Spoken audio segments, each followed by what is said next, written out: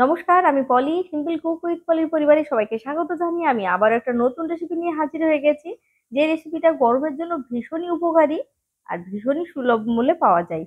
তো চলুন আজকে দেখে নেবো কিভাবে বানিয়েছি আমি লাউ শুক্তো, যেটা আমার ছেলের ভীষণই পছন্দ করে। এক বাটি নয়, অন্তত কমপক্ষে 2 বাটি আমার ছেলের জন্য প্রয়োজন হয়। তো আপনাদের অনুরোধ করবো অবশ্যই শেষ পর্যন্ত সঙ্গে থাকবেন আর দেখবেন। এর জন্য একটা বড় মাপের লাউ নিয়েছি 1 কাপ দুধ, নিয়েছি 1 চামচ ছোট চামচের 1 চামচ আদা লঙ্কা বাটা, আর নিচে এখানে রাঁধুনি। এখানে নেব 2 চামচ পোস্ত, আর নেব 1 চামচ আর হাফ চামচ নেব সর্ষে। সাদা সর্ষে এখানে ব্যবহার করেছি, তাহলে রংটা বেশ ভালো লাগবে, সেই কারণে সামান্য একটা লঙ্কা নিয়েছি। এই রাঁধুনিটা কিছুটা বেটে নেবো, মানে 1 চামচ বেটে নেবো, আর বাকিটা কিন্তু রেখে দিচ্ছে, আমি ফোড়নে ব্যবহার করব। এই লাউটাকে প্রয়োজন মতো কেটে নিয়েছি, 3 ভাগের 1 ভাগ কেটে নিয়েছি, ঠিক এইরকম টুকরো টুকরো করে কেটে নিয়েছি। আর এই যে খোসাটা দেখতে পাচ্ছেন, ঠিক এইরকম মোটা করে তুলে নিয়েছি। এই খোসাটা কিন্তু ফেলে দেবো না, এর একটা সুন্দর রেসিপি, সেটা আপনাদেরকে আমি অবশ্যই দেখাবো। এর আগে দেওয়া রয়েছে, যারা চান তারা কিন্তু পেয়ে যাবেন। আর হ্যাঁ, আগে বড়িটা দেখানো হয়নি। আমি এখানে বড়ি নিয়েছি। শুক্তোতে বড়ি ছাড়া কি মানায়, তাই না বলুন? তো এখানে বেশ পরিমাণ তেল দিয়ে দিলাম। বড় চামচের 4 চামচ তেল দিয়ে নিয়েছি। প্রথমে হচ্ছে বড়িটা ভেজে তুলে নেব, বেশ লাল করে ভেজে তুলে নিচ্ছে, ঠিক এইরকম ভাবেই। তারপর এটাকে একটু ভেঙে নেব, পরে ভেঙে নেব। তার আগে এই তেলের মধ্যে দিয়ে দিলাম ফোড়ন, শুকনো লঙ্কা, তেজপাতা, আর দিয়েছি এখানে রাঁধুনি। এটাকে একটু হাতের মধ্যে এভাবে ক্রাশ করে দিলে পরে স্বাদটা অনেক বেশি ভালো হবে। তারপর এখানে দিয়ে দিয়েছি কেটে রাখা লাউগুলো। এখানে দিয়ে দেবো 1 চামচ লবণ বা স্বাদ মতো লবণ। এখানে বলে রাখি এটা চা চামচ, তাই জন্য আমি ছোট চামচ বলছি।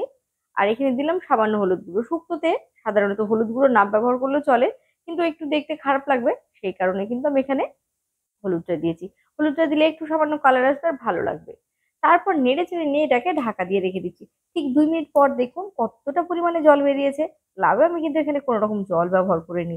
আমরা সকলেই জানি লাউটা যখনই আমরা লবণ ব্যবহার করব তখন অনেকটা তরতরিয়ে জলটা বেরিয়ে যায়।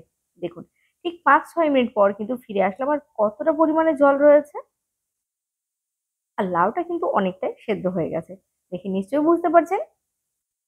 এই যে অনেকটাই কিন্তু সেদ্ধ হয়েছে। এবার এখানে আমি দিয়ে দেব আদা আর লঙ্কা বাটা। এটা আমি আপনারা চাইলে শুধু আদা বাটা দিতে পারেন। এটা আদা লঙ্কা আমার একসাথে বাটা ছিল, সেটাই ব্যবহার করেছি। এখানে ছোট চামচের হাফ চামচ, আর একদম ছোট চামচ, সেই কারণে কিন্তু আমি বলেছিলাম 1 চামচ। তো এখানে বাটি ধুয়ে কিন্তু দিয়ে দিলাম 2 চামচ পরিমাণে জল, আর দিয়ে দেবো 1 চামচ চিনি। আমি আবারও বলছি যে 1 চামচের 1 চামচ পরিমাণ চিনি দিলাম। আর এই যে বড়িটা দেখতে পাচ্ছেন, বড়িটা কিন্তু আমি ভেঙে ছোট ছোট টুকরো করে দিলাম। চাইলে আপনারা ছোট বড়ি ব্যবহার করতে পারেন, সেখানে গোটাতে পারেন। এখানে কোনো রকম নাড়ানাড়ি না করে এভাবে 2 মিনিটের জন্য রেখে দিয়েছি।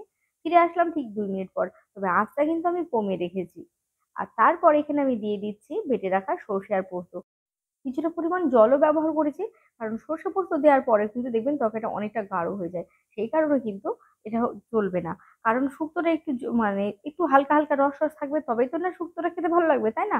তারপর খুব ভালো করে এটাকে নেড়ে চেড়ে নিলাম, দেখতে পাচ্ছেন। তারপর শেষ পর্যায়ে দিয়ে দিচ্ছি এখানে পোস্তটা দেওয়ার পর এখানে রাঁধুনি বাটাটা দিয়ে দিলাম। আমি এটা শিলে বেটে নিয়েছি, বাটি দিয়ে এখানেও আবার কিছুটা পরিমাণ জল দিয়ে দিলাম।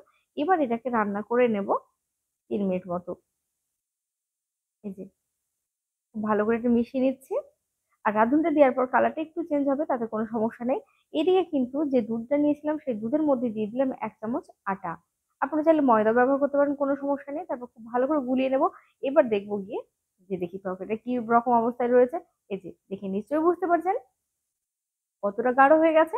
এবার আমি দিয়ে দিলাম দুধটা। এখানে দুধটা আমি বলে রাখি বেশ ঘন করে জাল করে রেখেছিলাম, 1 কাপ দুধ ব্যবহার করেছি। খুব ভালো করে দুধটাকে নেড়েচেড়ে মিশিয়ে নেব। তারপরে কিন্তু আমি আরো 2 মিনিটের জন্য রান্না করে নেব। অবশ্যই বলবো পদ্ধতিটা একটু ফলো করবেন, দেখবেন রান্নাটা কিন্তু ভীষণই ভালো হবে। কত সুন্দর হয়েছে দেখতে পাচ্ছেন নিশ্চয়ই। অনেকটা কিন্তু গাঢ় হয়ে গেছে। এবার গ্যাসের ফ্লেমটা বন্ধ করে দিয়েছি, আর দিয়ে দিলাম আমি 1 চামচ পরিমাণ ঘি। দেখছেন তো কতটা সুন্দর হয়েছে রান্নাটা। কেমন লাগলো জানাতে ভুলবেন না। আশা করি আপনাদের ভালো লেগেছে। যদি ভালো লাগে অবশ্যই আপনাদের মূল্যবান কমেন্ট করে জানাবেন। আজকের মতো বিদায় নিলাম।